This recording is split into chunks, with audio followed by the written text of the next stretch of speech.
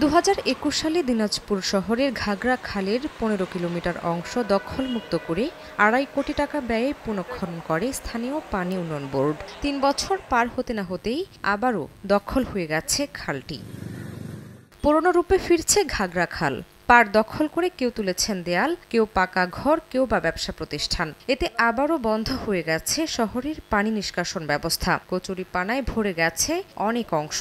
এলাকাবাসী জানান, খননের পর খালটি রক্ষণাবেক্ষণ না করায় ময়লার ভাগাড়ে পরিণত হয়েছে। খালের উপরে যে প্রতিনিয়ত যে ময়লা ফেলতেছে, ভর্তি হচ্ছে এবং দখলের কারণে খালগুলা ভরাট হয়ে যাচ্ছে। এতে করে শহরবাসীর আমাদের খুবই ভোগান্তিতে পড়তে হচ্ছে। এই ঘাগড়া যদি আবার নির্মাণ না করা হয় তাহলে সামনে বন্যার পানিতে আবার মনে করেন যে আবার সেরকম বন্যায় 1 বছর ডুবে প্রায় আমাদের রুম ঘর পর্যন্ত ডুবে গেছিল, আবার ওইরকমই হবে আর কি। অবস্থা একদম খারাপের পর্যায়ে চলে গেছে, যেটা জনজীবনের জন্য অনেক ঝুঁকিপূর্ণ হয়ে যাচ্ছে। তো এটা শীঘ্রই কিছু করা দরকার, না হলে আশেপাশের মানুষজন এবং গোটা এলাকাবাসীরই সমস্যার সম্মুখীন। 1, 2, 3 ঢাকায় জমি জিতে নিন 100% ক্যাশব্যাক সহ 20 কোটি টাকার পুরস্কার। নাগরিক সুবিধা বৃদ্ধির পরিবর্তে এখন এই ক্যানেল দুটি কিন্তু দিনাজপুরবাসীর জন্য একটা অভিশাপ হয়ে দাঁড়িয়েছে এবং এই ক্যানেল দুটো এখন পরিবেশ দূষণের ক্ষেত্রে একটা ভূমিকা রাখছে।